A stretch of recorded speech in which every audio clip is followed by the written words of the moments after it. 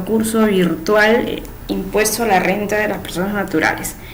Si bien es cierto, en el transcurso de la sesión 1 y 4 hemos hablado, desde la sesión 1 a la 3 hemos hablado todo el tema de lo que es doctrina tributaria, ¿verdad? La importancia de la hipótesis de incidencia tributaria. ¿Por qué es importante? Ya, al margen de que nos sirve para IGB, nos sirve también porque una ley, para que se cree una ley, deben cumplir cuatro aspectos que ya hemos visto. También hemos visto las rentas, qué es renta, qué se le considera renta en el campo tributario, que grava la riqueza individual. Renta tiene múltiples definiciones, pero tenemos que enfocarnos en el enfoque tributario, la cual grava la riqueza individual. Hemos visto rentas de primera categoría, que tiene que ver por el tema de arrendamientos, todo lo que es arrendamientos, la cesión gratuita, que tiene una renta ficta o una renta imputada que no puede ser menor al 6% del valor del autovalúo, ¿correcto? Porque se denomina renta imputada una cesión gratuita. Habíamos dicho que es una renta potencial, como por ejemplo si viene mi hermano y yo deseo alquilarle el departamento de segundo piso. Como sé que ha venido y no tiene mucho dinero de por medio, correcto, porque ha estado en provincia mucho tiempo y no ha tenido dinero, entonces apoyándolo como hermano decido no cobrarle el alquiler porque es mi hermano. Por lo tanto, ese predio podría generar una renta producto constante, ¿verdad? Pero yo decido darle de manera gratuita a mi hermano. Entonces es una renta imputada, quiere decir que igual tiene que estar grabado, correcto, con una renta ficta en este caso. Bien, ahora vamos a hablar las rentas de segunda. Y también habíamos hablado de las deducciones correspondientes. Es importante que conozcamos cuáles son las deducciones y dónde se encuentran en las bases legales. Es importante, no solamente decir, mira, la renta de primera categoría es la renta bruta, el 5% de la renta bruta o el 6.25% de la renta neta, pero sabes que si le sacamos el 6.25% de la renta neta es porque hay una deducción del 20%, correcto, una deducción de gastos a nuestro favor del 20%. ¿Y quién me dice esa deducción? Habíamos hablado que el artículo 36 de nuestra ley del impuesto a la renta nos indica las deducciones del 20% tanto para rentas de primera como para rentas de segunda categoría. Cuando hablamos de rentas de segunda categoría, también se le considera rentas de capital, pero son los ingresos por intereses, los dividendos percibidos, correcto. Puede ser también cuando yo he hecho los dividendos percibidos puede ser cualquier tipo de compañía donde eres accionista o cuando tú has decidido comprar acciones mediante Cavalli, correcto. Cuando tú inviertes en compañías tanto al interior como en el exterior del país. Ahí también está el artículo 10 de la ley del impuesto a la renta, donde nos señala la famosa enajenación indirecta de acciones, correcto. Y en sí todo lo que tenga que ver también, y algo muy importante que hay que distinguir de segunda categoría, aparte de los intereses, los préstamos, los fondos mutuos, las regalías, correcto, los fideicomisos, ¿no? También tenemos que ver acá la venta de bienes inmuebles. En la venta de bienes inmuebles es lo más importante porque es lo más común que puede hacer cualquier ciudadano de a pie. Y si yo vendo un inmueble, ¿tengo que pagar la renta de segunda categoría o no tengo que pagar la renta de segunda categoría? Respuesta que lo vamos a ver en nuestra quinta sesión, ¿correcto? Entonces, vamos a ver rentas de capital, específicamente rentas de segunda categoría. El impuesto a la renta de segunda categoría, correcto, tenemos acá, hay que considerar ¿por qué he puesto este grafiquito? Ya, porque son en la renta de segunda categoría, quiero que nos acordemos que cuando tú vendes una casa, correcto, hay dos conceptos que no van a estar grabados nunca, no grabados bajo el tramo de inafectación, correcto. Hemos hablado de la exoneración y la inafectación también en las sesiones anteriores. Si yo vendo mi casa habitación y solo tengo esa casa habitación, correcto, por lo tanto no voy a pagar renta de segunda categoría, correcto. Ahora, si yo adquiero una propiedad, he adquirido una propiedad y esta le he adquirido antes del 1 de enero de 2004, tampoco voy a pagar las rentas de segunda categoría, ¿correcto? Entonces, las características de la renta de segunda categoría. van a estar grabadas hacia personas naturales. Cuando digo personas, tú te acuerdas del aspecto subjetivo, sobre quién va a recaer el impuesto, sobre una persona natural.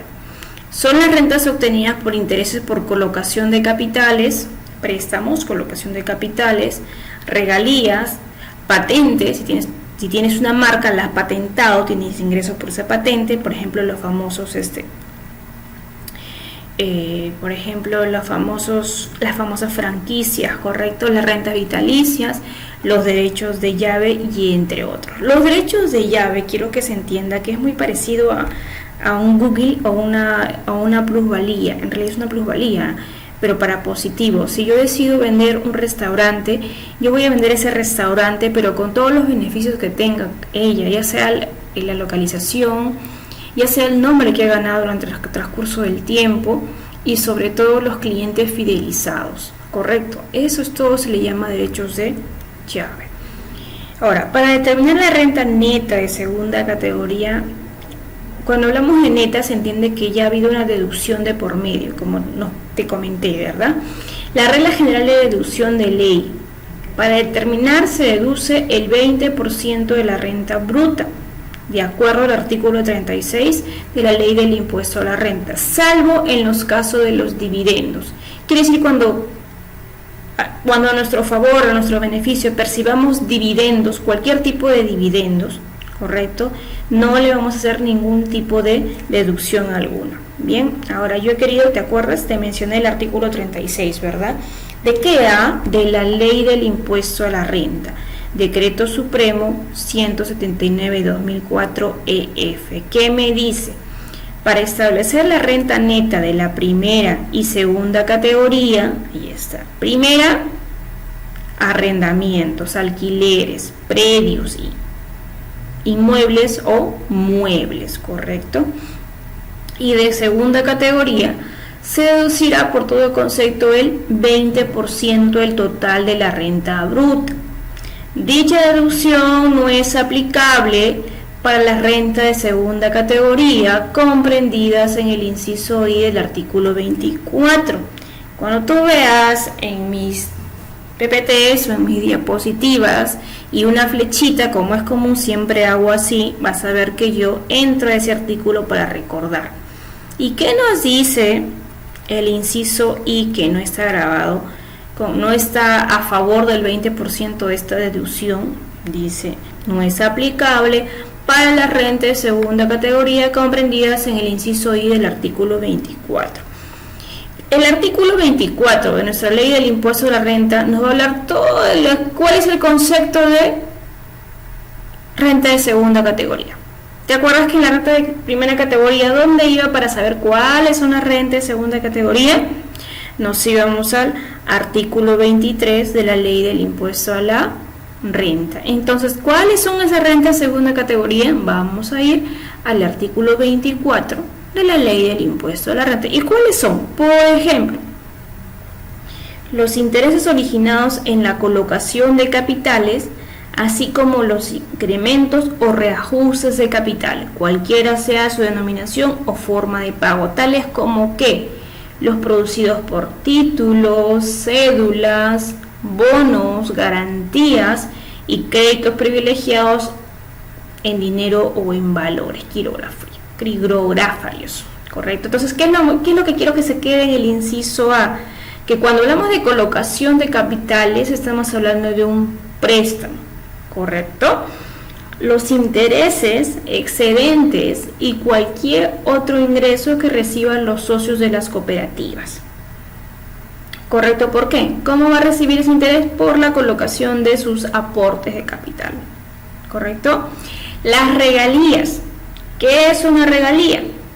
La regalía es un ingreso que se le otorga a una persona natural porque sus derechos de autor, posiblemente, de repente ha escrito un libro y le está pagando la editorial sus regalías. De repente, yo tengo la empresa, Consultor Fiscal Perú, y decido vender mi marca, que voy a obtener constantemente regalías, ¿correcto? De repente decido ceder mi invento, patente, ¿correcto? Previamente le he patentado, que voy a obtener regalías, ¿correcto? Muy bien. más son renta de segunda categoría? El producto de la cesión definitiva o temporal de los derechos de llave, marcas, patentes, regalías o similares. Las rentas vitalicias, las sumas o derechos recibidos en pago de obligaciones de no hacer. Recuerda, por no hacer nos van a pagar. Y ese ingreso por no hacer determinada actividad es considerado renta de segunda categoría. Por ejemplo, siempre digo ese ejemplo porque es un caso de la vida real. Sara Falabella, ya esta tienda chilena, cuando adquiere productos de tela, correcto, politos, blusitas, pantalones, qué sé yo, los manda, si bien es cierto pueden tener su propia confeccionista, que de hecho que lo tiene, está bien, pero sacan el modelo que quieren, por ejemplo, quiero esto, y van a un proveedor de gamarra, correcto, van a un proveedor de gamarra y nuestros trabajadores de gamarra, los textiles, le hacen tal forma que lo que está pidiendo esta empresa Sara Falabella, tal cual. Pero tiene que ver a su lado donde hay un contrato de por medio donde este proveedor de gamarra no puede vender a nadie el modelo que le está vendiendo a Sara Falabella, correcto. Entonces es una obligación de no, va a recibir un ingreso por una obligación de no hacer, porque es un contrato exclusivo. ¿Te das cuenta? Muy bien. ¿Qué más?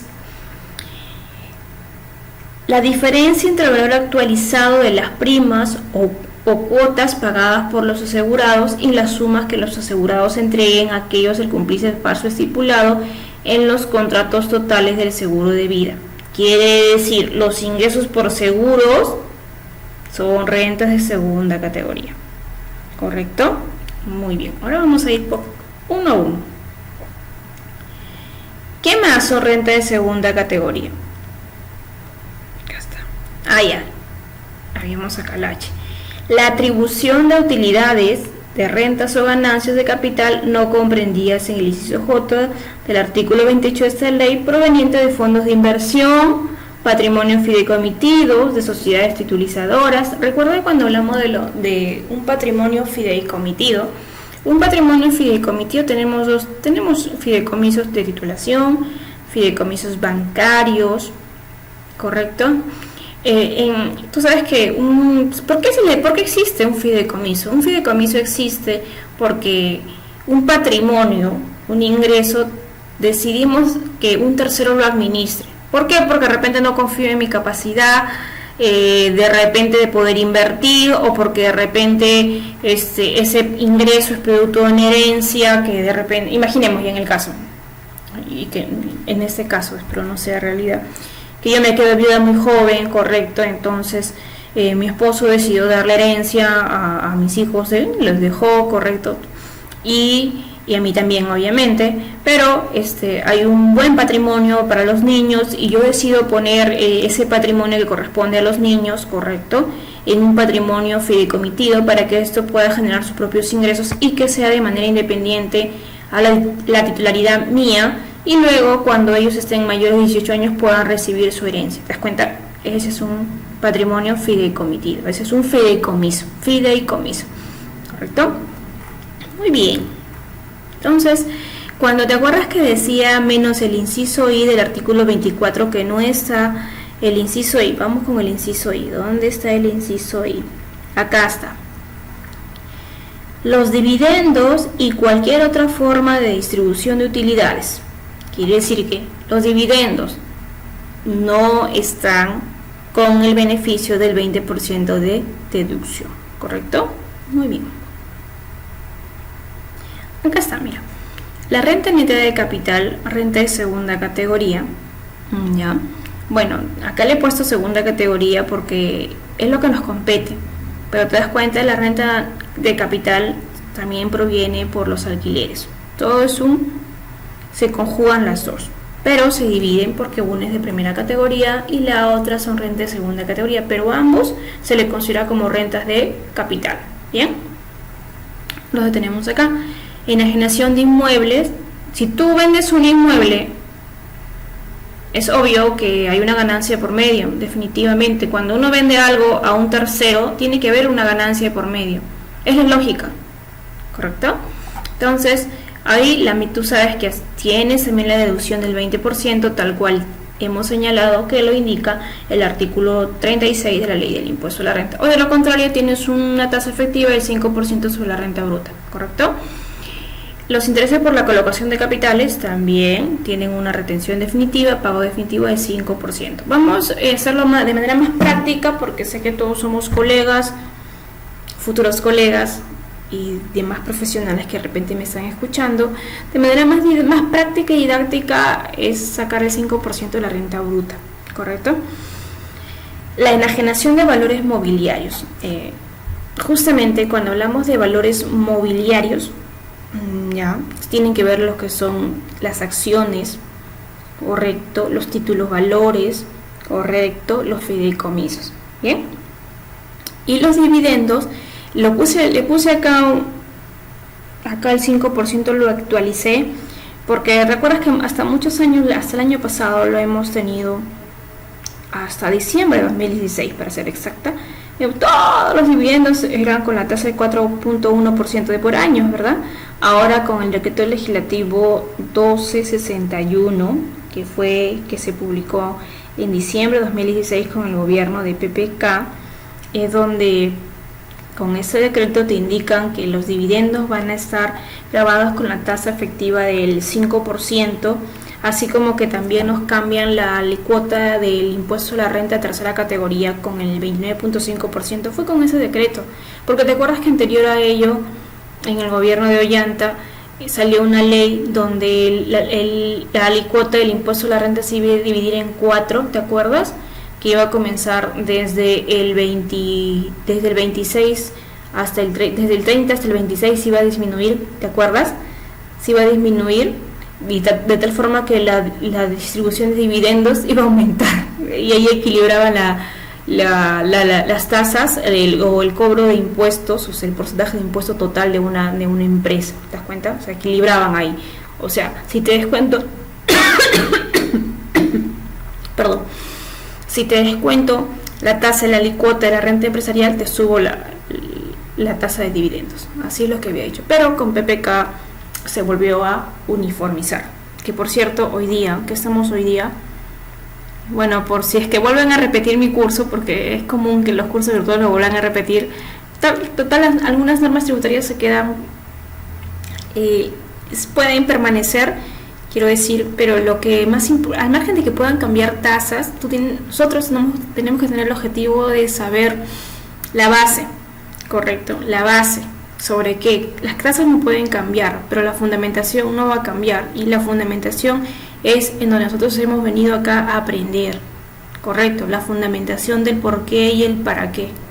Esa es la intención al menos la intención de lo que yo siempre trato de conversar, transmitir un poquito de lo que yo puedo saber a mis chicos y a ustedes también, ¿correcto?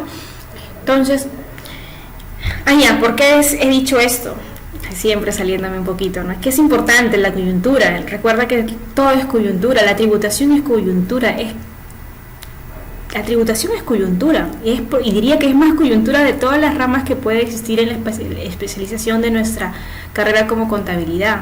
Más coyuntural es la tributación incluso que las finanzas o que la auditoría. Diría que es más, por ejemplo, hoy día estamos 4 de febrero, ha renunciado PPK de su bancada, de su partido político, ¿no? PPK ha renunciado. Entonces, luego también se dice en la noticia de que obviamente muchos no simpatizan, aunque van a renunciar al partido, porque obviamente porque PPK, el nombre del partido, no simboliza al gobierno actual, que es el presidente Vizcarra.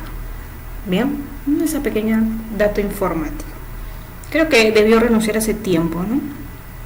Bien, no nos prolonguemos más porque es bastante triste hablar de la coyuntura nacional.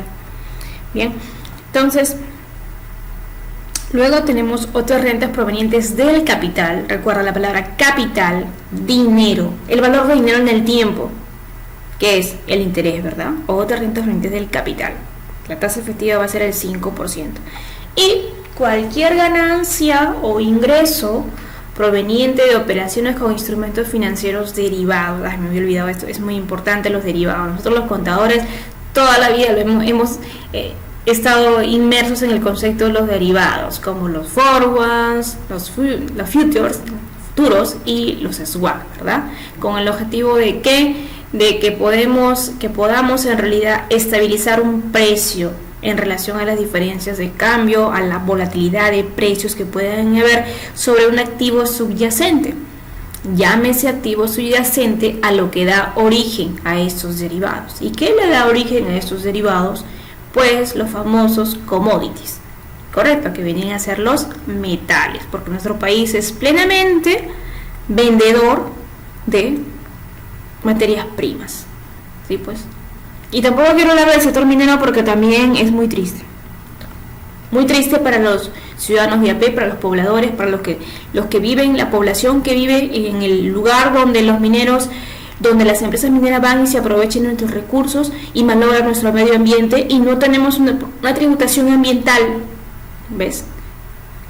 Cada cosa que pasa en nuestro país tiene que ver con la tributación, tiene que ver con los impuestos, pues los impuestos se han hecho o bien para ampliar la base tributaria o para poder contrarrestar una externalidad negativa. Mediante los impuestos solucionan las externalidades negativas y son bien aplicados, señores. Bien, correcto. Entonces yo quería hablarles un poquito de lo que cuando hablamos de regalías, producto de patentes, cuando hice estos PPTs me fui de copy para poder saber cómo patentamos una marca, conocer de dónde proviene la renta de segunda categoría, en este caso como regalías, ¿correcto?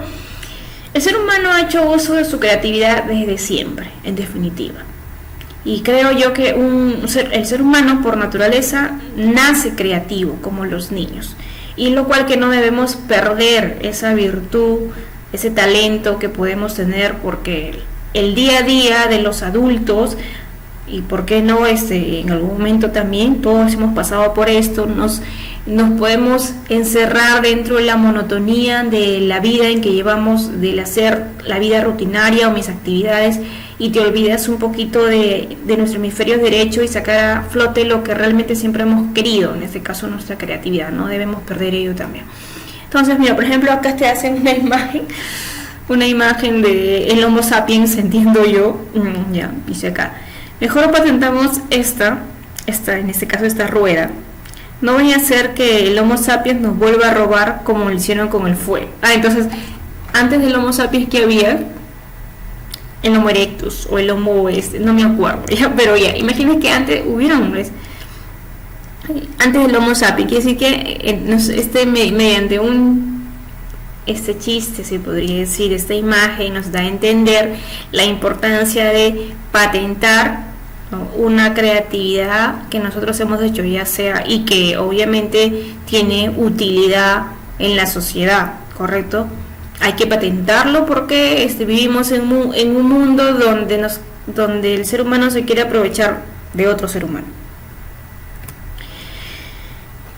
Propiedad intelectual. Entonces la patente es la rama de la propiedad intelectual. Y la propiedad intelectual se origina por creaciones del intelecto humano, producto de la inventiva, inventos, la inspiración o el talento. Cuando hablamos de inspiración ya estamos en el campo de literatura, ¿correcto? Los derechos de autor. Por ejemplo, vamos a hablar de dos ramitas de la propiedad intelectual, ¿no?, que es los derechos de autor y la propiedad industrial. Cuando hablamos de derechos de autor, ¿sobre qué? Sobre novelas, sobre poemas, sobre obras de teatro, sobre películas, sobre fotografías, esculturas, pinturas, tesis, artículos, software, juegos, entre otros, producto de la inventiva, la inspiración, el talento. Entonces, cuando hablamos ya de un enfoque más creativo dentro del ámbito cultural, ¿no?, en este caso el ámbito literario.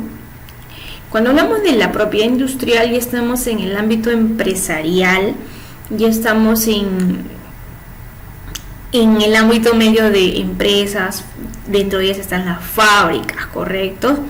Por ejemplo, ya, entonces, propiedad industrial ¿sobre qué? Sobre una marca, sobre un nombre comercial, sobre un lema comercial, ¿correcto? Ahí están las adaptaciones, los inventos de qué, de diseños, circuitos integrados, secretos industriales, ¿ya? Variedades vegetales, de repente decidimos crear una nueva papa, ¿correcto? O de repente con tanto, hoy en día la importancia de la medicina natural, nos podemos curar varias cosas simplemente con medicina natural, ¿te das cuenta? Es importante, el limón es muy importante. ¿Qué es una patente? Es un título de propiedad que otorga el Estado a una persona natural o jurídica, inventor, ¿ya?, para explotar de manera exclusiva un determinado invento. ¿Y quién me lo otorga? Indecopio, ¿correcto? Hay que saber. Entonces, las rentas de segunda categoría están producidas ¿por qué? Acá está el resumen de qué, del artículo 24, acá está, de la ley del impuesto a la renta. Rentas producidas por los intereses. ¿Qué es el interés? El interés es el valor de dinero en el tiempo, o sea, ese valor proviene de un capital, ¿correcto? Las regalías, las ganancias de capital, los dividendos y la enajenación de inmuebles. Cuando hablamos de dividendos, recuerda que tenemos que ir al artículo 24, inciso, ¿te acuerdas? El inciso I. Y tenemos dos tipos también, que nos detalla toda la cantidad de dividendos que podemos percibir desde tu propia compañía, o desde que tú percibes dividendos porque has cotizado en bolsa, has comprado acciones de empresas que cotizan en bolsa, nosotros percibimos dividendos y hacemos esa actividad. Por ejemplo, el artículo 24A nos indica: para los efectos del impuesto se entiende por dividendos y cualquier otra forma de distribución de utilidades. Quiere decir que el dividendo es una forma de distribución de utilidades. El artículo 24A me define qué son los dividendos. Las utilidades que las personas jurídicas, a que se refiere el artículo 14, cuando hablamos del artículo 14 de la ley del impuesto a la renta, nos indica quiénes son las personas jurídicas, ¿correcto?, de la ley, distribuye entre sus socios o quiénes son en este caso el sujeto pasivo del impuesto a la renta, para ser más exacto, ¿correcto? Entonces, ¿qué son los dividendos? Son las utilidades que las personas jurídicas, a que se refiere el artículo 14 de la ley, distribuyen entre sus socios asociados, titulares o personas que las integran, según sea el caso, en efectivo o en especie, salvo mediante títulos de propiedad de emisión representativa del capital. Ya, correcto. Entonces quiere decir que es lo que percibe un accionista.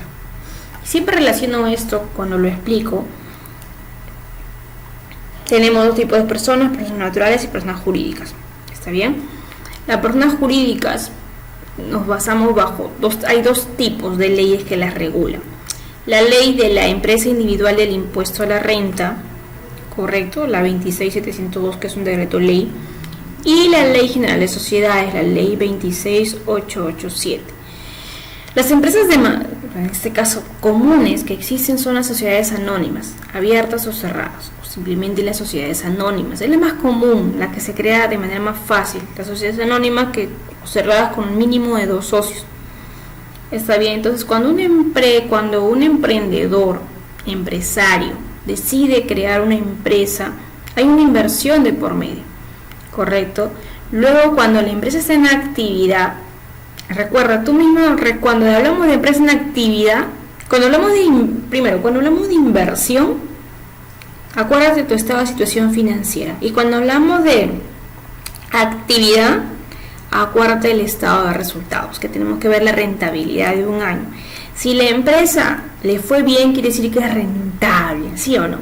Y si le ha ido bien, comienza a disparar ese ingreso, esa ganancia entre los distintos usuarios, externos e internos. Como por ejemplo, primero tenemos que ver que se cubra el 20% de la reserva legal, que esté cubierta. Una vez que tienes esa cobertura, ¿qué más tenemos? Tenemos que pagar la distribución de utilidades a los trabajadores. Correcto. Luego vienen los impuestos. ¿Y luego qué viene? El pago a los accionistas o, en este caso, los dueños de la empresa, mediante dividendos. Muy bien. Entonces, las regalías pueden darse por seguimos en renta de segunda categoría. Pueden darse por el producto de la cesión definitiva o temporal de derechos de llave, marcas, patentes, ¿correcto? También habíamos hablado que corresponden a la renta de segunda categoría las rentas vitalicias, ¿correcto? ¿Por qué rentas vitalicias? Pero no se van a originar por el trabajo personal, porque si yo tengo una renta vitalicia originada por el trabajo personal, ¿a dónde iría? Colega, futuro colega, compañero que me estás escuchando, profesional que me estás escuchando, ¿a dónde iría? A las rentas de trabajo, que son las rentas de cuarta y quinta categoría, que es la que vamos a ver en la sesión 6. Si no, las rentas vitalicias, lo que graba como renta de segunda categoría, son las rentas vitalicias producto de las ganancias en seguros de vida obtenidos por los asegurados, ¿correcto? Muy bien. Entonces, vamos a enfocar un poquito el concepto de regalías. Mira, es importante porque el concepto de regalías lo vamos a ver bajo dos enfoques. En las rentas que recaen sobre persona natural, en este caso renta de segunda categoría, y también las regalías como servicios prestados por no domiciliados, bajo el artículo 9 de tu ley del impuesto a la renta, como renta de fuente peruana. ¿Te das cuenta? Hay dos enfoques. Como persona natural, correcto, y como utilización de un servicio prestado por no domiciliado llamado regalía, bajo el artículo 9 de la ley del impuesto a la renta. En las regalías, el concepto de regalía bajo persona natural como renta de segunda categoría está en el artículo 24 y el artículo 27, inciso C del artículo 24 que te menciona, son renta de segunda categoría las regalías, ¿te acuerdas que leímos? Y el artículo 27 de la ley del impuesto a la renta que me indica que son las regalías, como por ejemplo es toda contraprestación en efectivo o en especie contraprestación me están dando, ¿correcto? A raíz de una prestación es una contraprestación en efectivo o en especie originada por el uso o privilegio de usar derechos intelectuales. Ya hemos visto cuáles son los derechos intelectuales, ¿de acuerdo? Los derechos de autor, ¿qué más? Por las obras literarias, ¿correcto? Las marcas y las patentes que eran los derechos de fábrica, ¿te acuerdas? Así como la cesión en uso de programas de instrucciones para computadoras, software y por información relativa a la experiencia industrial, comercial o científica. Estamos hablando de los derechos de llave, ¿correcto? También son regalías cuando vamos al artículo 4A del reglamento de ley del impuesto a la renta, también nos señala, nos profundiza el concepto de regalías en su tercer y cuarto párrafo, inciso C, que nos indica. Son también regalías las informaciones sobre mejoras, perfeccionamiento y otras novedades relacionadas con lo que le da origen. ¿Qué le da origen? Las patentes de invención, procedimientos patentables y similares. Acuérdate entonces cuando hablamos de lo accesorio y lo principal, correcto. Si yo estoy mejorando, profesionando sobre lo principal, que viene a ser una invención, un procedimiento patentable y similares, también calzan como regalía, correcto. Muy bien. Bueno, puse acá este dibujito para que entendamos. Solamente le borré, no hay más, creo, ¿no? Ay, perdón, así. Ay, perdón, vamos a ver un ratito. ¿No hay más? Sí, bueno, ya. Lo más importante está ahí. ¿Cuál es lo más importante? Un ratito, acá está. Que las rentas de capital se dividen en dos: rentas de primera y renta de segunda categoría, y ambas tienen una deducción del 20% de la renta bruta, que lo dice en el artículo 36 de la ley del impuesto a la renta. Cuando hablamos del artículo 45 y 46 nos habla de las deducciones para las rentas de trabajo, cuarta y quinta categoría, ¿correcto? Pero todavía no lo vamos a ver. La renta neta, entonces, una vez que yo deduzco este 20% de la renta bruta, que voy a tener la renta neta del capital. Por lo tanto, tienes una tasa efectiva del 6.25% de la renta neta. Perdón, un impuesto a la renta. Pero de lo contrario va a tener una tasa efectiva del 5% de manera directa sobre la renta bruta, lo que vimos en la primera. Recuerda que también tienen un tope de 24. Esta deducción hay un tope de hasta de 24 unidades impositivas tributarias. No se puede pasar esa deducción. En personas naturales, cuando hay ganancia de capital, habíamos hablado que era una renta producto, cuando la renta eso se puede desplegar de la fuente y que se trabaja como un producto porque todos los meses yo recibo un ingreso constante. Pero también pueden haber enajenaciones no habituales, no grabadas por regla general, salvo las ganancias de capital. ¿Y qué es una ganancia de capital? No interesa, en las ganancias de capital no me interesa la habitualidad, va grabada en tanto califique como tal. Si es persona natural, tributará por renta de segunda categoría. ¿Correcto? La ganancia de capital no habitual puede pasar a habitual y tributar por rentas de tercera categoría. Pero cuando hablamos de qué? Cuando hablamos únicamente de inmuebles, ¿correcto? Cuando es la venta de inmuebles. Acá está, inmuebles y valores mobiliarios. Ganancias de capital. Constituye ganancia de capital cualquier ingreso que provenga de la enajenación de bienes de capital. Si yo vendo un capital, entiendo que le voy a vender a un precio mucho mayor del costo, por lo tanto tengo una ganancia de capital. Esa ganancia de capital es lo que grava las rentas de segunda categoría. ¿Y cuáles son esos? Y para tener una ganancia de capital es porque he vendido un bien de capital. ¿Y qué se entiende por bienes de capital? Aquellos que no están destinados a ser comercializados en el ámbito de un giro de negocio o de empresa, o sea, no es habitual. ¿Correcto? En el ámbito económico el bien de capital está relativizado a la realidad de cada cual. Ahí está. ¿Correcto? Si yo vendo un auto, es que no es que me dedico a vender autos, es que estoy vendiendo de manera esporádica este auto. ¿Correcto? Ahora vamos a hablar un poquito de la casa habitación. ¿Te acuerdas que habíamos hablado en el primer PPT que hablaba de los no grabados, los conceptos no grabados, y uno de ellos era la casa habitación? ¿Qué se entiende por casa habitación? No es la casa donde que vamos a llegar, por ejemplo, no es la casa donde llegas todos los días y que lo primero que haces es ponerte a lo cómodo, esperar la cena, correcto, descansar, entrar a tu computadora, revisar algunos pendientes, o de repente ponerte a leer un libro, de repente ponerte a leer tu libro. Sé que me estás escuchando y de repente te gusta la materia tributaria. Entonces, de repente vas a leer tu libro de Fundamentos de Derecho Tributario de Jorge Bravo Cucci, un buen libro que lo recomiendo si recién estamos empezando en doctrina tributaria. Entonces, esa no es tu casa habitación para el campo tributario, ¿ya? Para el campo tributario es el inmueble que permanezca en propiedad del enajenante por lo menos 2 años y que no esté destinado exclusivamente al comercio o la industria. Entonces, esa es la definición de casa habitación para la ley del impuesto a la renta. Si se tiene más de un inmueble que cumpla con la condición aquel que luego de la enajenación de los demás inmuebles resulte como el único inmueble de su propiedad, es decir, el último que enajene. ¿Ya? Ese es el último que enajene. Entonces, el último que enajene es considerado la casa habitación, pues, correcto. Entonces, lo más importante es que yo tengo que vivir 2 años ya en esa casa para que se considere casa habitación. Más de 2 años. 2 años y un día, ponte ya, por lo menos 2 años. Bien. Entonces, acá te indica consecuencias. Ahora seguimos en la definición de consecuencias tributarias en caso de enajenación de inmuebles.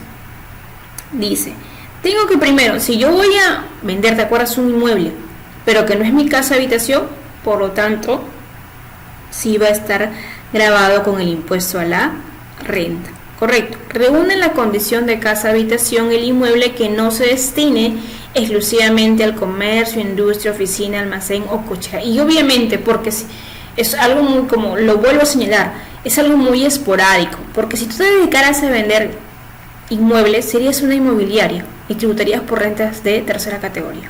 ¿Correcto? Muy bien.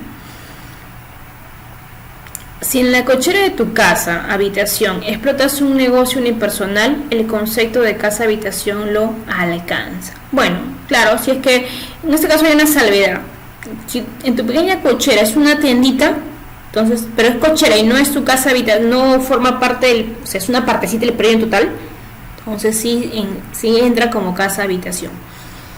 Mira, ¿dónde voy a encontrar lo que te estoy diciendo de casa habitación? Está en el artículo 1A del reglamento de la ley del impuesto a la renta. Artículo 1A del reglamento de la ley del impuesto a la renta me define qué es una casa habitación. Por ejemplo, ¿qué nos señala? Para efecto de lo dispuesto en el acápite y del último párrafo, el artículo 2 de la ley, se considera, o sea, quiere decir que estamos complementando lo que dice el inciso I del artículo 2 de la ley, ¿correcto? Se considera casa habitación del enajenante al inmueble que permanezca en su propiedad por lo menos 2 años y que no está destinado exclusivamente ni al comercio, ni a la industria, ni a oficina, ni almacén o cocheros similares, ¿correcto?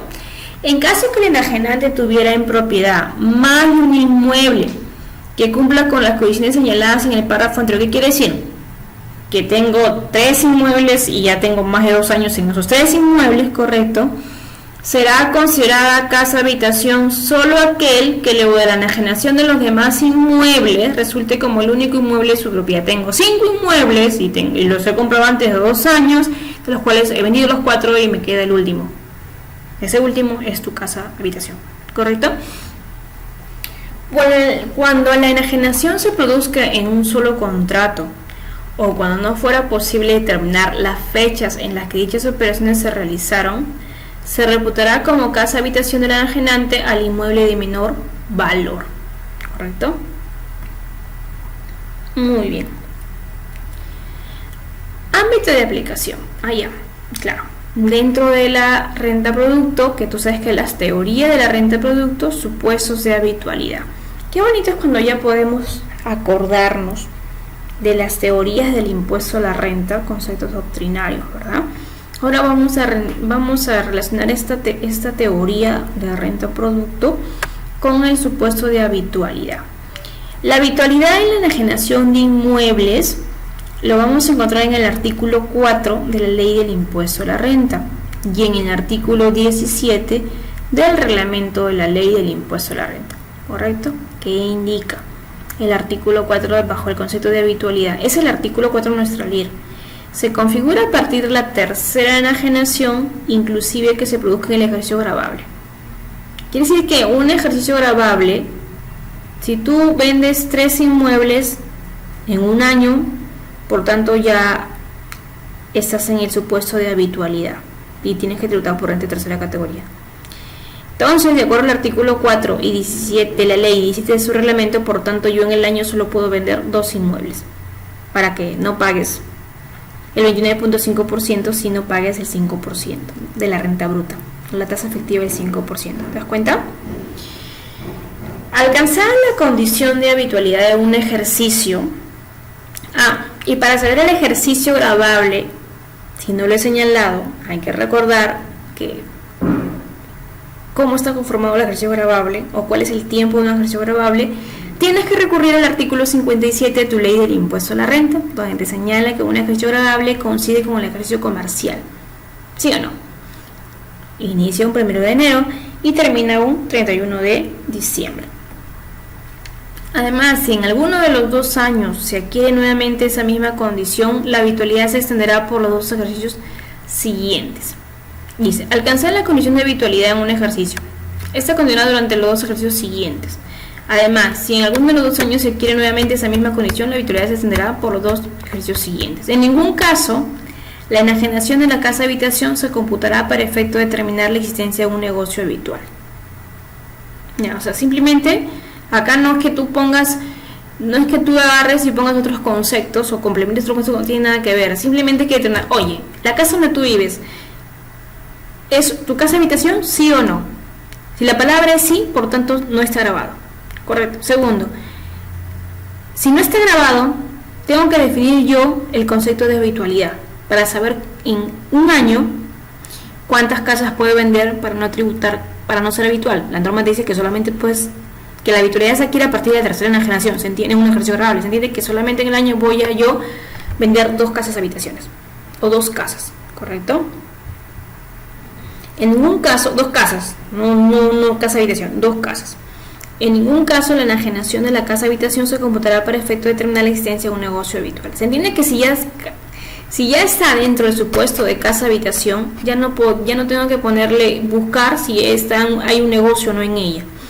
La LIR excluye del cómputo de la habitualidad la enajenación de inmuebles destinados exclusivamente a estacionamiento y depósito. Si tú vas a vender un inmueble con el objetivo Es decir, si tú vas a tener un estacionamiento o un depósito, no está dentro del concepto de habitualidad.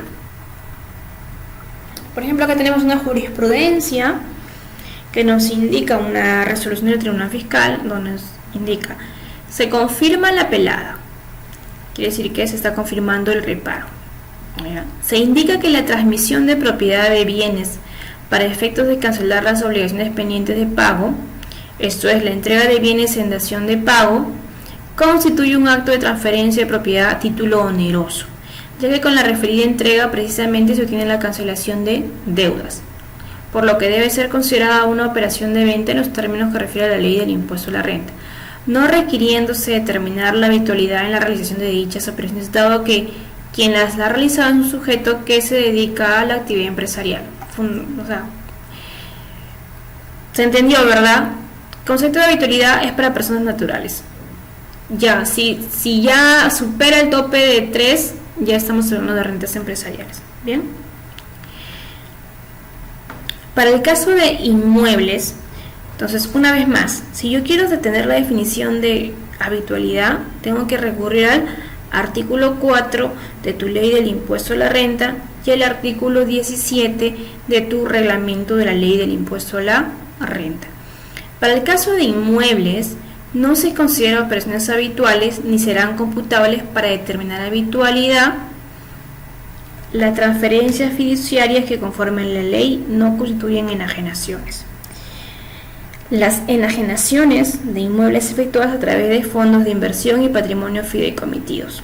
¿Ya? Las enajenaciones de bienes adquiridos por causa de muerte.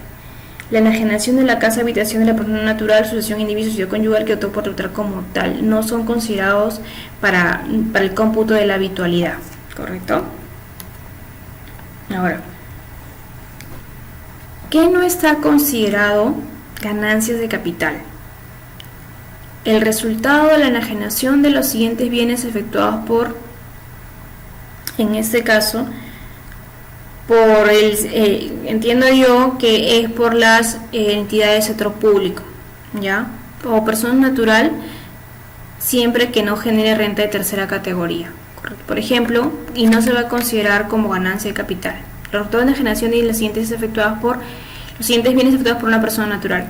El inmueble ocupado como casa habitación del enajenante. Si no lo es, será renta de segunda categoría. Si no es casa habitación, por lo tanto, es renta de segunda categoría, ¿correcto? No es ganancia. Por eso dice, no es ganancia de capital inmuebles ocupados por casa habitación.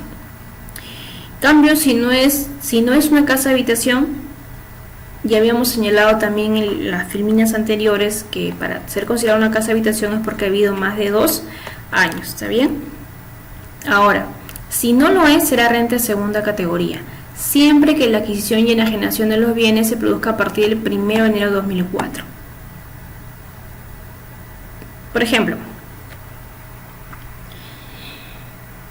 Consultor Fiscal Perú alquiló una oficina, su primera oficina, ¿correcto? Hizo buenas relaciones con el arrendador y el arrendador le propuso vender su oficina y todas las demás oficinas, porque era un conjunto de oficinas que era producto del arrendador o de producto de una herencia del arrendador, ya que le dejó su abuela al arrendador. Bien, entonces cuando yo quise preguntarle que me venda la oficina, él me dijo, si quieres te vendo todo. Ya, entonces yo agarré y le dije, ¿cuándo se ha enajenado esto? Porque lo primero que me dijo, te voy a vender el precio tal si deseas, pero le vamos a agregar el 5% del impuesto. Entonces lo primero que preguntó, oye, ¿cuándo has adquirido esas propiedades? Estas propiedades. No, lo adquirí después de 2004. Ah, ya, ok, entonces sí hay que pagar el impuesto. Entonces lo que te quiero decir con este ejemplo es que si tienes inmuebles y se dedican a la actividad, en este caso, no empresarial, sino a la actividad de arrendamientos, varias oficinas de repente pues departamentos para vivienda, tienes un ingreso constante, y entonces si los quieres vender por oficina, dividido, oficinita, departamento, entonces si es que el inmueble es adquirido antes del 2004, no vas a pagar impuestos por renta de segunda categoría. Casa habitación, ya habíamos señalado, pues es un inmueble que permanezca en tu propiedad por lo menos 2 años. No destinada exclusivamente al comercio, industria, fin de almacén, cochera o similares, lo que hemos señalado, ¿eh? Si el enajenante tuviera en propiedad más de un inmueble, será casa habitación sobre el que luego la enajenación de los demás inmuebles resulte como el único inmueble de su propiedad. Correcto. También habíamos señalado que si el enajenante produzca un producto de un solo contrato o no es posible determinar las fechas en que operaciones fueron hechas, en casa habitación es la de menor valor. Lo habíamos revisado. También dije que las deducciones tanto de rentas de primera y segunda categoría se encuentran en el artículo 36 de tu ley del impuesto a la renta y nos señala. La deducción del 20% de la renta bruta de segunda categoría no es aplicable a los dividendos y cualquier otra forma de distribución de utilidades, ¿correcto? Entonces, acá pues está la determinación del impuesto a pagar.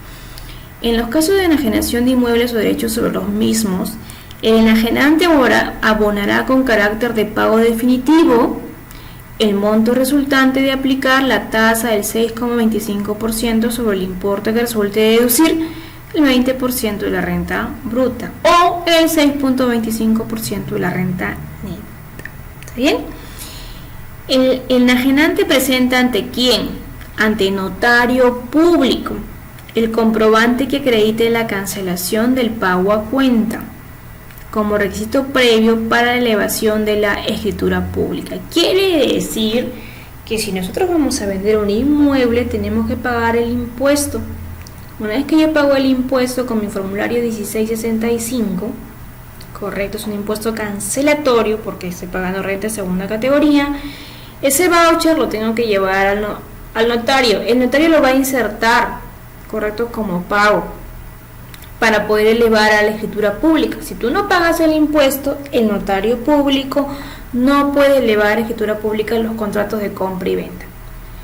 La enajenación de la casa habitación no está sujeta a pago definitivo, o sea, estamos hablando de una inafectación, ¿correcto? Muy bien. Ahora, es importante señalar lo que nos dice el artículo 84A, porque nos habla justamente de la enajenación de bienes inmuebles. El artículo 84A de nuestra ley del impuesto a la renta y nos indica: en los casos de enajenación de inmuebles o derechos sobre los mismos, el enajenante abonará con carácter de pago definitivo el monto que resulte de aplicar la tasa del 6,25% sobre el importe que resulte de deducir el 20% de la renta bruta. Ahí está. El enajenante deberá presentar ante el notario público el comprobante del formulario de pago que acredite el pago del impuesto al que se refiere este artículo, como requisito previo a la elevación de la escritura pública y la minuta respectiva. ¿Quién lo dice? El artículo 84A de la ley del impuesto a la renta. Muy bien. Allá. ¿Te acuerdas que cuando hablábamos nosotros de las rentas de segunda categoría, nos habíamos hablado del artículo 14? Yo señalé que era el artículo 14 de la ley del impuesto a la renta, nos habla de los contribuyentes. Vamos a hacer un repaso del impuesto a pagar. Las personas que abonan renta de segunda categoría retendrán el impuesto correspondiente con carácter definitivo. ¿Cuánto es? El 6,25% sobre la renta neta. Las personas jurídicas comprendidas en el artículo 14 que acuerden la distribución de dividendos o cualquier otra forma de distribución de utilidades retendrán el 5% de las mismas. ¿Te acuerdas que habíamos dicho que los dividendos no tienen la deducción del 20%? Muy bien. Entonces, ¿qué son? Son personas jurídicas. Pues las personas jurídicas, todas las personas jurídicas tienen dueños que se llaman accionistas. Los accionistas perciben dividendos. Las personas jurídicas comprendidas en el artículo 14 de qué la ley. ¿Cuáles son esos artículos 14? ¿De qué me dice el artículo 14 de la ley del impuesto a la renta? Te habla de los contribuyentes. Son contribuyentes del impuesto a la renta, las personas naturales, las asociaciones indivisas, las asociaciones de hecho, de profesionales y similares, las personas jurídicas. También se consideran contribuyentes a las sociedades conyugales que ejercerán la opción prevista en el artículo 16 de esta ley. El artículo 16 me habla de qué son las sociedades conyugales.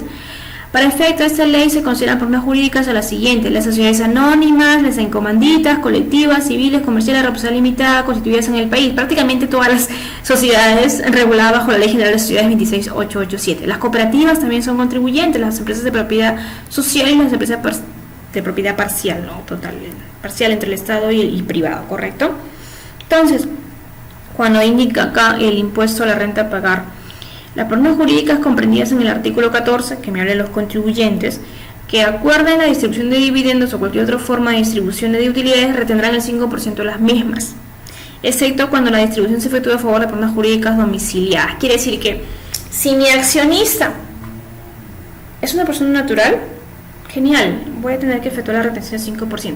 Pero si mi accionista, el dueño, es una persona jurídica, no voy a, obviamente, si es una persona jurídica, no le voy a retener el 5% de las utilidades, ¿correcto?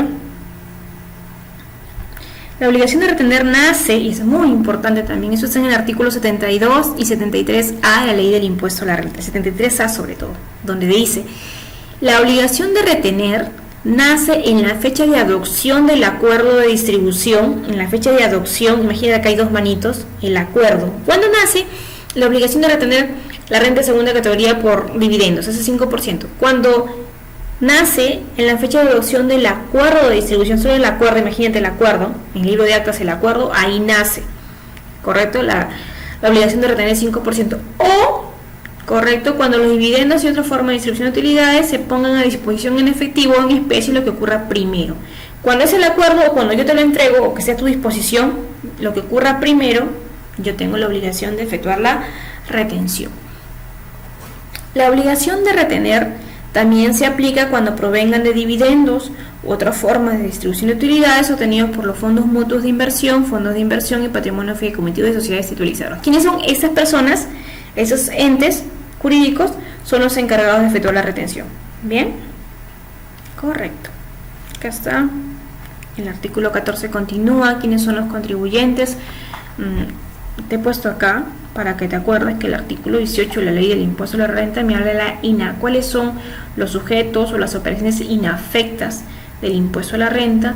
El artículo 19 me habla de la exoneración. Recuerda que inafectación es de por vida, nunca va a ser grabado, porque está fuera del campo del ámbito de aplicación, bajo una inafectación lógica, ¿correcto? La inafectación legal es porque simplemente el legislador decidió inafectarlos de por vida, muy parecido a la exoneración en cierta forma. ¿Por qué? Porque la exoneración está dada por ley, y además que en la exoneración, como te dije, nace el hecho imponible. Cuando nace el hecho imponible se produce hecho generador de la obligación tributaria, quiere decir que sí hay obligación tributaria, pero el legislador decidió exonerarlos por 3 años, tal como dice la norma 7 del texto preliminar del Código Tributario. Pero esta exoneración tiene que tener un costo-beneficio, porque está dejándose de recaudar. ¿Por qué? Porque de repente estoy beneficiando a un sector económico, correcto, queriendo ampliar una comunidad determinada como la región selva, que exonero de determinados impuestos. ¿Está bien? Luego vamos a ir a las definiciones que nos indica la renta de segunda categoría por venta de inmuebles específicamente, que es lo donde he querido hacer mayor hincapié, bajo los conceptos que nos indica la página de SUNAT, donde nos indica: la venta de un inmueble que efectúa una persona natural sin rentas empresariales, se entiende, genera ganancias de capital, la cual se considera renta de segunda categoría efecto al impuesto a la renta. La tasa es del 5% de la ganancia obtenida. La ganancia de capital se genera siempre que la adquisición y venta del mismo se produzcan a partir del 1 de enero de 2004 en adelante. Quiere decir que si tú tienes ganancia de capital producida por venta de inmuebles y esos inmuebles han sido adquiridos antes del 1 de enero de 2004, salvado, ¿correcto? No vas a pagar impuesto. Casos en los cuales no pagas el impuesto. Primero, son los inmuebles adquiridos con anterioridad al 1 de enero de 2004. No te vayas a olvidar, ¿sí? La venta de inmuebles cuya adquisición se haya realizado antes de esta fecha, a título oneroso o gratuito, mediante el documento de fecha cierta. Mira, la fecha cierta para la administración tributaria es que esté legalizado, vía notario. ¿Está bien? De esta manera, si la adquisición acreditada se realiza antes de esa fecha y la venta se realiza en fecha posterior, la ganancia está inafecta. Oye, porque imagínate que la ganancia, la adquisición está hecha antes de O sea, sí está hecha entre el 1 de enero de 2004, pero no tiene fecha cierta. Y la fecha cierta, o casualidad, está después de 2004. No hay coherencia. ¿Está bien?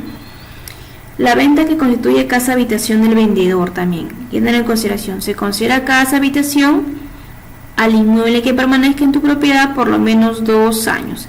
Y que no esté destinado exclusivamente al comercio, industria. ¿Y dónde están estos dos criterios? ¿Te acuerdas que habíamos señalado que está? Acá está, mira. La casa habitación en el artículo 4, no, eso te habla de habitualidad, ¿verdad? El artículo 4 ley del impuesto a la renta nos habla de la habitualidad. Ya, la casa habitación está en el artículo 2 de tu ley del impuesto a la renta y en el artículo 1A del reglamento de la ley del impuesto a la renta, ¿correcto? Muy bien, acá por ejemplo. Estamos hablando de cuáles son los conceptos que no voy a pagar el impuesto. Ahora, también no vas a pagar el impuesto cuando vendemos una propiedad que se entiende que ha sido adquirida después del 1 de enero de 2004, por eso la estoy vendiendo y voy a obtener una ganancia en este caso. Se entiende que debería dar una ganancia, pero puedes dar el hecho que el costo de adquisición es igual o mayor al precio de venta. Si tu costo de adquisición, aparte que en la venta de inmuebles, aparte de la deducción del 20%, ya también tenemos una deducción adicional que es el costo de adquisición. Voy a deducir el costo de adquisición porque yo tengo que grabar un impuesto sobre el exceso, o sea, sobre una ganancia. Y una ganancia tiene que descontarle, yo primero le voy a descontar, en este caso, el costo de adquisición, que es mayor o igual al precio de venta. Si el costo de adquisición es mayor o igual al precio de venta, entonces no he ganado nada. Y si no he ganado nada, ¿qué voy a pagar? Pues, al no existir ganancia, no se genera la obligación de pago del impuesto a la renta, ¿correcto? Acá tienes acá. Declaración y pago del impuesto por venta de inmuebles. Si vendes un inmueble, existen dos obligaciones: la declaración y el pago. Recuerda, es declaración y pago. Para ello es necesario que conozcas la forma de calcular el impuesto. Tenemos acá, forma del cálculo del impuesto a pagar. Para que calcules el monto a pagar por el impuesto, primero determinas el costo del inmueble. Así obtendrás la ganancia efectiva respecto al cual aplicarás el porcentaje correspondiente. El costo de venta menos el costo computable tiene que tener la ganancia obtenida. Recuerda que el costo de venta es un término contable. El costo computable es lo que está dentro del enfoque tributario. También, ahora algo muy importante también, para yo poder deducir el costo computable, yo tengo que la venta, el bien, yo tengo que actualizarlo, tengo que actualizar por índice de precio al consumidor o índice de precio al por mayor, para, pues como que muy parecido, para poder traer al año actual el valor del inmueble. Por eso tengo que multiplicarle por un coeficiente, como por el índice de precio del por mayor. Es muy parecido cuando tenemos que traer el valor de dinero en el tiempo, el valor presente, correcto, muy parecido ya. Por ejemplo, dicho costo mencionado en el impuesto a la renta es conocido como costo computable, y con relación a ese tributo debes aplicar las siguientes reglas para su determinación de ¿qué? Del costo computable. Pues el costo computable respecto de adquisiciones a título oneroso se refiere a cuánto pagaste por la adquisición del inmueble. Será el valor de la adquisición o construcción reajustado, ¿viste? Por los índices de corrección monetaria que establece el Ministerio de Economía y Finanzas sobre los índices de corrección a los precios al por mayor proporcionados por el INEI. Y bueno, y si has hecho mejoras también hay que incorporarlas, pues. Los inmuebles adquiridos, porque las mejoras es un desembolso, ¿sí o no? Entonces tienen que formar parte del costo computable. Bien. Los inmuebles adquiridos a título gratuito, por ejemplo, obtenidos por una herencia, o cuando no pagaste por la adquisición del inmueble con anterioridad al 1 de enero de 2012, tiene como costo de adquisición el valor del autovalúo ajustado por el índice de corrección monetaria aplicado al año y el mes de adquisición del inmueble. Si la adquisición se produce a partir del 1 de agosto de 2012 en adelante y luego se vende, el costo computable será igual a 0, salvo que el transferente pueda acreditar su costo de manera fehaciente. Sí, es muy importante señalar esto de acá. Mira, la norma cambió a partir del año 2012, otra reforma tributaria, donde decía, mira, ¿sabes qué? Ya no le vamos a dar ese beneficio de la deducción del costo computable. No. Entonces, siempre le vamos a dar ese, porque decía, mira, si yo no tengo el valor de mi factura, o sea, no tengo documento sustentatorio que me demuestre cuánto me costó ese predio que estoy vendiendo, lo puedes hacer puedes deducir como si fuera el 6% del valor del autovalúo, como renta ficta, ¿verdad? Pero ese es hasta el 1 de agosto de 2012. Si a partir del 1 de agosto hasta el de agosto en adelante, o sea, estamos en el 2 de agosto en adelante, tú decides vender una propiedad y no tienes el documento probatorio correcto, entonces tu costo como tal debe ser igual a 0. Ya está.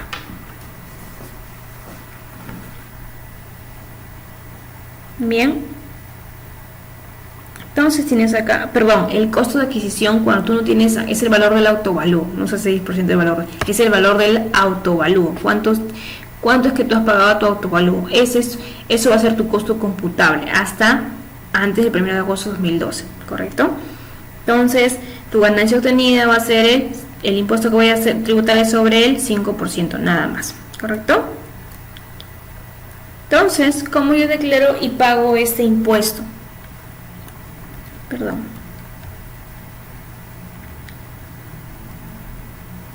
Acá está. La declaración y pago lo debes efectuar mediante el formulario virtual 1665, como te señalé. Tienes que ingresar al portal de SUNAT con tu clave SOL, ¿correcto? En el módulo de declaración y pago. Usando tu clave SOL ubicas el rubro renta de segunda categoría, el menú, completas y envías el formulario efectuando el pago respectivo. La declaración y el pago del impuesto por la venta de un inmueble debes realizarla hasta el mes siguiente de percibida la renta, es decir, de recibido el pago por el bien, dentro de los plazos establecidos en el cronograma mensual para obligaciones tributarias que la SUNAT apruebe para cada año, considerando el periodo correspondiente al mes que percibiste dicho ingreso. Quiero decir que vas a tener que buscar en el buscador, vas a buscar programa de pago de obligaciones tributarias mensuales.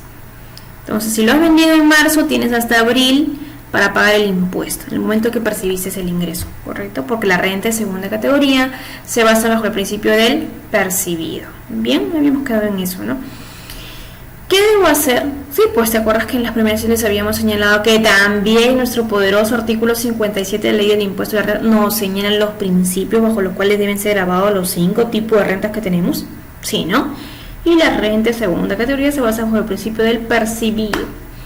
¿Qué debo hacer si pago el impuesto antes de realizar la declaración? Si vas a realizar el pago de forma independiente a la declaración, debes utilizar el formulario 1662, boleta de pago. ¿No? En este caso deberás hacer la declaración oportunamente, de acuerdo a lo señalado en los párrafos anteriores, a fin de no incurrir en una infracción. ¿Qué quiere decir acá? Colega, futuro colega, compañero, que me estás escuchando. Quiere decir que para regularizar mi renta de segunda categoría, tú necesitas tener la declaración y el pago. Si tú únicamente lo estás pagando, no estás cumpliendo con la responsabilidad formal de declarar vía formulario 1665, ¿correcto? Por ejemplo, dice acá, Juan Carrasco con RUC tal vende un inmueble el 15 de septiembre de 2018. ¿Qué quiere decir si lo vende el 15 de septiembre de 2018? Que ese inmueble, y que ha obtenido una ganancia de 25.000 soles. Realizó el pago mediante el formulario 1662, formulario boleta de pago el 15 de septiembre. Ok, por un monto de 1.250, que vendría a ser 25.000 por el 5%.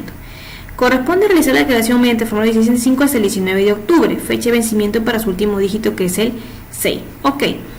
Y si quería ser más precisa, ¿qué hubiera pedido? Oye, ¿cuándo adquirió ese inmueble? Se entiende que lo adquirió a partir de ¿dónde? Del 1 de enero, que es mayor al 1 de enero de 2004, por eso está pagando el impuesto, ¿correcto? Muy bien. Ahora, Juan Carrasco, ya estamos, ¿no?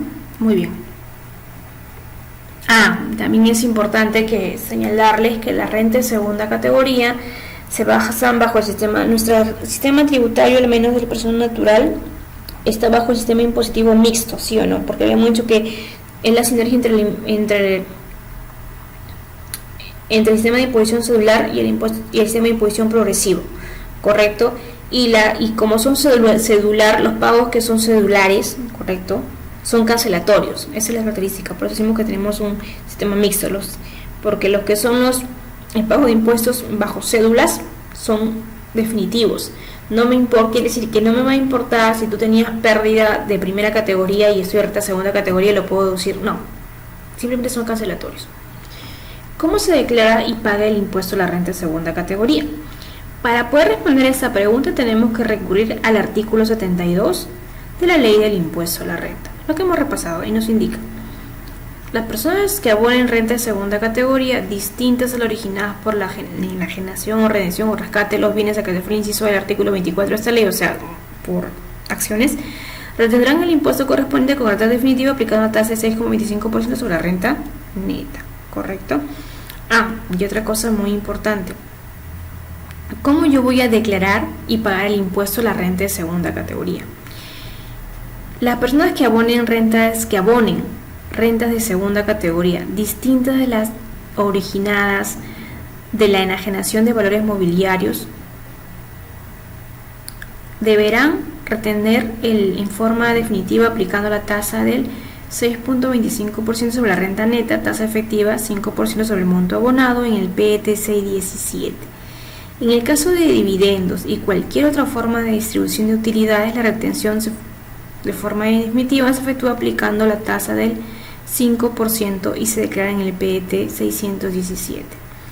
Cabe precisar que en caso no se efectúe la retención respectiva, son los contribuyentes los que quedan obligados al pago del impuesto no retenido, según lo dispone el artículo 39 del reglamento de la ley del impuesto a la renta.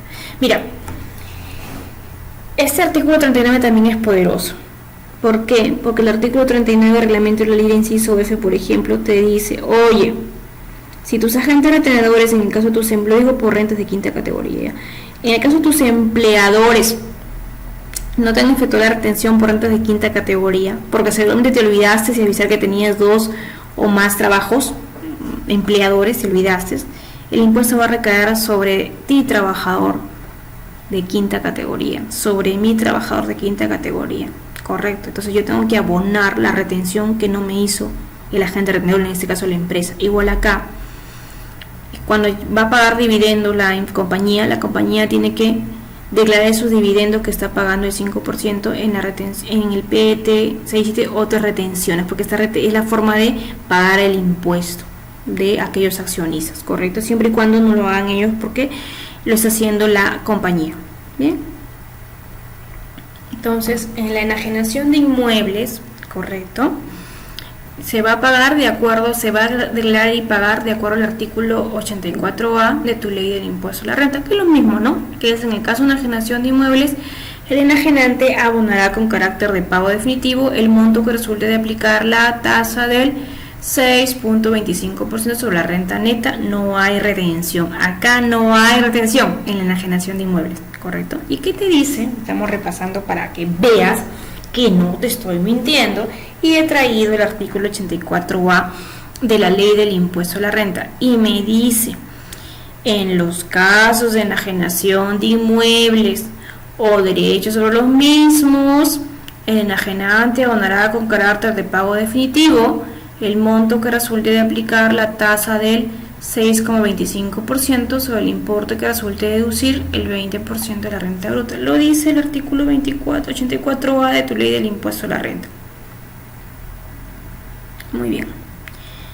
Y acá es donde yo te pongo pues cómo que debemos pagar el formulario, y te vas a nuestra clave SOL, renta de segunda categoría, y llenamos este formulario. Pues el formulario 1665, pones acá el tipo de operación, venta de inmuebles, la fecha de la operación, la renta obtenida, la tasa del 5% o el 6,25% es el impuesto resultante, pagos previos, interés moratorio, total de batería. ¿Por qué va a haber un interés moratorio, colega? Porque no lo has declarado en la fecha que te dice tu último dígito de RUT.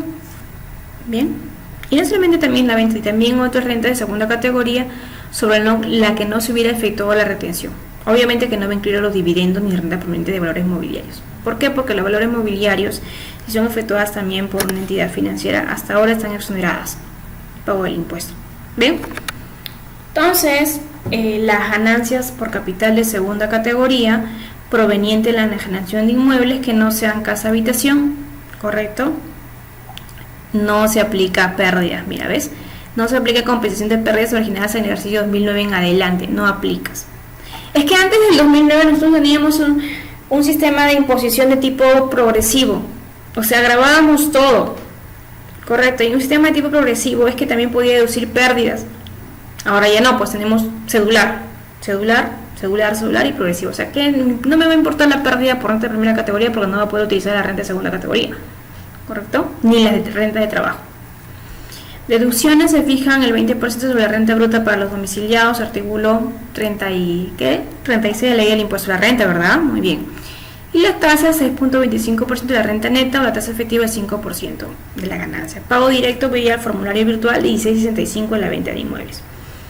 Otra renta de segunda categoría, como puede ser los intereses, las regalías, la cesión definitiva o temporal de derechos de llave, marca, patente, regalías o similares, rentas vitalicias. Obviamente te acuerdas que habíamos hablado que son rentas vitalicias no originadas por renta de trabajo, sino por seguros, ¿correcto? Muy bien.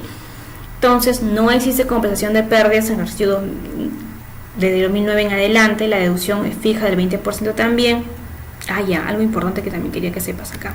Mira, cuando vendemos una inmueble también está sujeta a la deducción del 20%, correcto, es el 20%.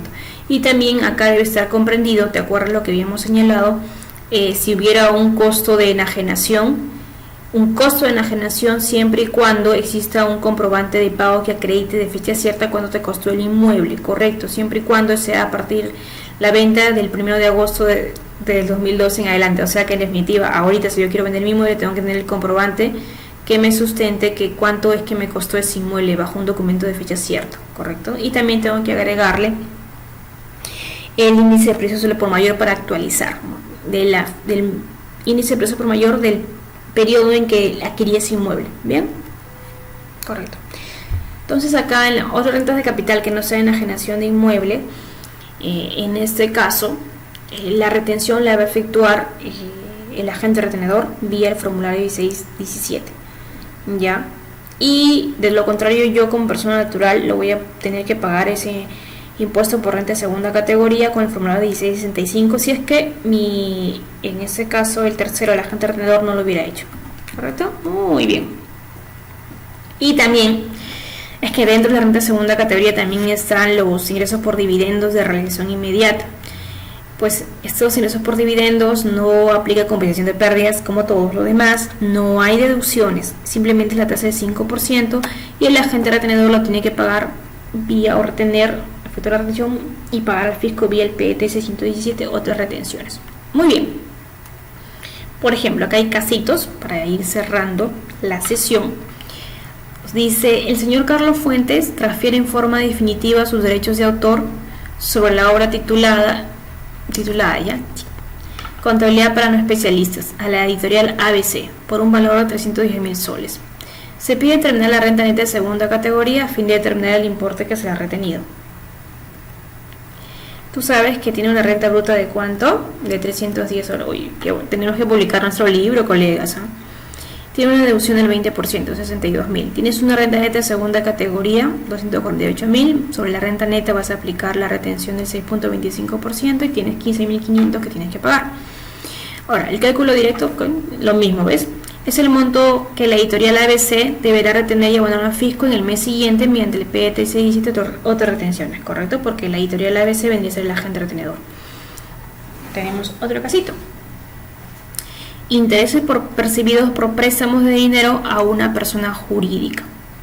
Préstamos, recuerda que era colocación. ¿Te acuerdas que habíamos leído el artículo 24 que nos define que son renta de segunda categoría por la colocación de capitales? Préstamos, pues.